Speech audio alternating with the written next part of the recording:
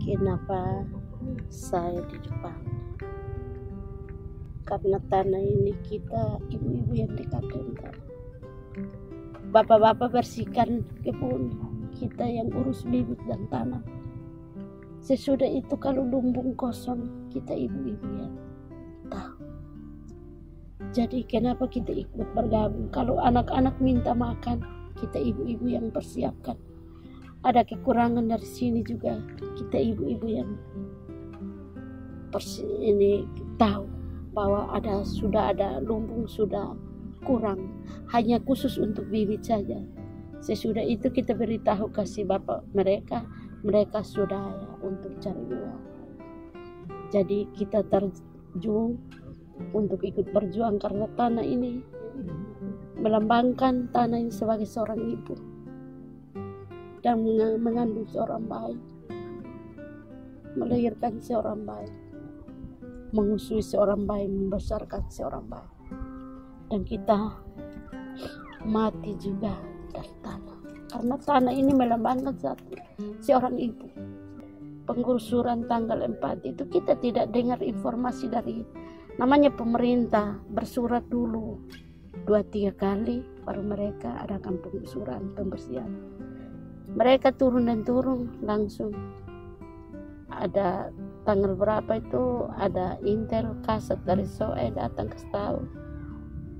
Penertiban, pembersihan,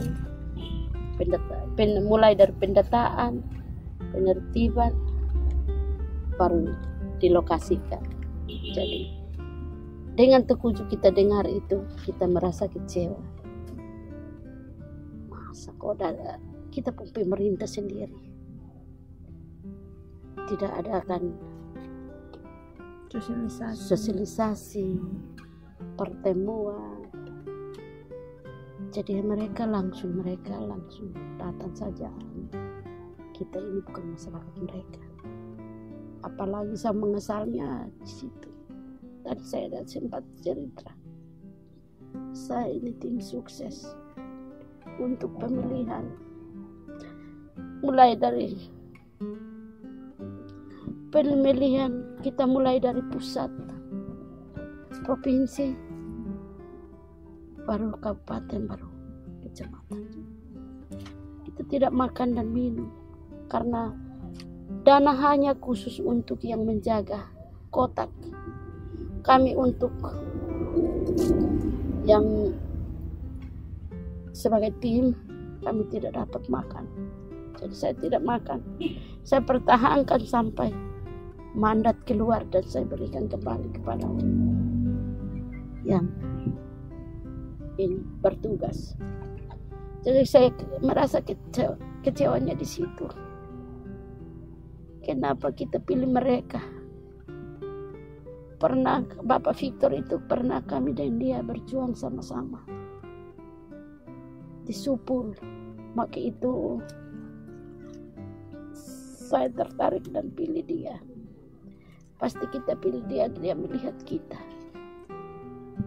Tetapi pilih habis dia, kita ditindas, diintimidasi. Sampai hari ini kita tinggal seperti ini. Jadi kesalnya saya di situ. Karena demi tanah. Kalau kami keluar dan kami dapat 20 kali 40, kami makan di mana? Apalagi kami ini petani, 1 tahun panen 1 kali. Kami makan dari mana? Jadi akhirnya kami biar mati juga kita berjuang daripada kita tidak berjuang. Ya selusa anak cucu gimana?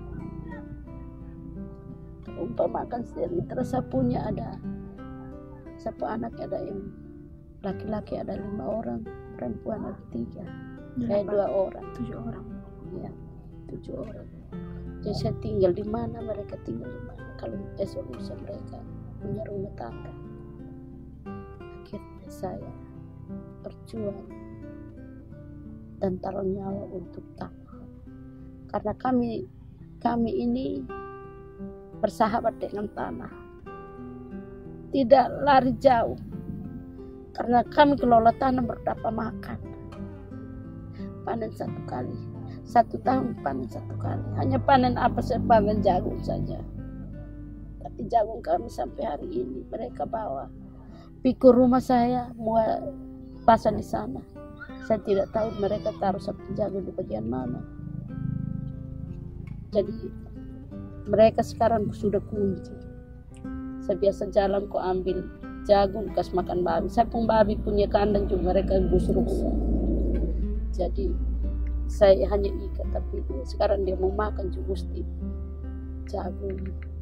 Bisa tumbuk bose jadi jagung bose tepung upu itu kasih makan dia. Mereka sekarang kunci, jadi tidak bisa jalan lihat rumah. Jadi jagung yang di dalam juga tidak bisa ambil. Ya. Habis periuk saya juga tidak ada. Ada 2, 1 5 kilo, 1 2 kilo. Habis saya beli kursi dong. Juga tidak ada. Kita lihat waktu mereka usir kami keluar, suruh kami pergi, saya langsung melalui begini, saya beli kursi tidak ada. Dan kesempatan saya masuk di dalam, saya pun periuk, mereka tidak ada juga. Jadi anggap habis teman-teman di atas ada 6 kekas sampai hari ini mereka tidak tahu mereka punya makan. Maka itu hutan ini juga menghasilkan asam untuk kami di sini. Kami ini tahun kami tidak panen asam karena masalah ini, maka itu kami tidak panen. Dan musim begini juga madu. Kami panen madu, jualnya 1 botol 50.000. Jadi kami ambil, kalau ambil 1 saja dia 5 botol, maksimal 5 botol. Kalau tidak ada yang 7, kalau ada yang ini ya 2 botol. Yang ini hutan yang menghasilkan. Akhirnya tetap biar pemerintah ini tidak ini juga tetap kami berjuang demi perut kami. Dan kami minta supaya kalau dari adik mereka bantu kami supaya bisa selesaikan persoalan ini dan cepatnya. Jadi Mama dong juga berharap banyak pihak yang mau sama-sama untuk sama-sama berjuang Mama dan Mama dong di sini. Iya. Dan saya minta supaya tetap kami berdoa. Setiap kali 1 hari itu kami berdoa 2 kali, pagi sore kami berdoa. Rame-rame berdoa supaya minta bantuan dari organisasi, dari sepihak melihat kami di sini supaya masalah cepat selesai. Tadi saya kecewaannya dokter periksa kami di sini sebenarnya keras kami ada penyakit, tapi kami hanya darah tinggi dengan persoalan yang ada. Kesal saya di situ. Akhirnya tadi ada kesempatan, ada sempat Bapak dokter berdoa kasih saya, berdoa supaya Tuhan beracara. Mana ada yang pemerintah bertindak untuk dia punya kepentingan. Kami berjuang untuk kepentingan perut. Kalau kami menghilangkan tanah, angkat menghilangkan perut kami makan.